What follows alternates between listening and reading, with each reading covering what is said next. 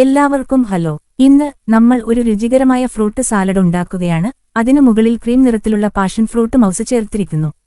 എന്നെ വിശ്വസിക്കൂ, ഈ പാചകക്കുറിപ്പ് അവിശ്വസനീയമാംവിധം രുചികരമാണ്. ആദ്യം നിങ്ങളുടെ പ്രിയപ്പെട്ട പഴങ്ങൾ തിരഞ്ഞെടുക്കുക. നിങ്ങൾക്ക് ഇഷ്ടമുള്ള ഏത് പഴവും ഉപയോഗിക്കാം.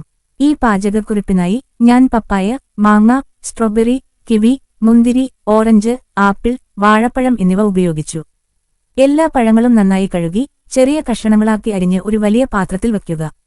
ഓറഞ്ച് തയ്യാറാക്കുമ്പോൾ എല്ലാ വെളുത്ത ഭാഗങ്ങളും നീക്കം ചെയ്ത് ചീഞ്ഞ മാംസമായത് മാത്രം സൂക്ഷിക്കുക. ആപ്പിൾ മുറിച്ചതിനുശേഷം അവ തവിട്ടുനിറമാകുന്നത് തടയാൻ അവയിൽ കുറച്ച് നാരങ്ങ നീര് പിഴിഞ്ഞെടുക്കുക. വാഴപ്പഴവും അങ്ങനെ തന്നെ ചെയ്യുക, കാരണം അവ വേഗത്തിൽ ഇരുണ്ടുപോകും. ഇനി പാഷൻ ഫ്രൂട്ട് മൗസ് ഉണ്ടാക്കാം. ഒരു ബ്ലെൻഡറിൽ 3 പാഷൻ ഫ്രൂട്ട്സ്, ഒരു ചെറിയ ബോക്സ് കണ്ടൻസ്ഡ് മിൽക്ക്, ഒരു ചെറിയ ബോക്സ് ക്രീം, 1/2 കപ്പ് പൊടിച്ച പാൽ എന്നിവ ചേർക്കുക. എല്ലാം മിനുസമാർന്നതും ക്രീമിയുമാകുന്നതുവരെ ഇളക്കുക. ഈ മൗസ് നോക്കൂ, ഇത് സമ്പന്നവും ക്രീമിയുമാണ്, വളരെ രുചികരവുമാണ്. അരിഞ്ഞ പഴങ്ങളുടെ മുകളിൽ മൗസ് ഒഴിച്ച് എല്ലാം നന്നായി ഇളക്കുക. അത്രമാത്രം. പാഷൻ ഫ്രൂട്ട് മൗസുള്ള ഞങ്ങളുടെ അത്ഭുതകരമായ ഫ്രൂട്ട് സാലഡ് തയ്യാറാണ്. എത്ര മനോഹരവും രുചികരവുമാണെന്ന് നോക്കൂ. ഈ പാചകക്കുറിപ്പ് ഒന്ന് പരീക്ഷിച്ചു നോക്കൂ, നിങ്ങൾക്ക് ഇത് ഇഷ്ടപ്പെടുമെന്ന് എനിക്ക് ഉറപ്പുണ്ട്.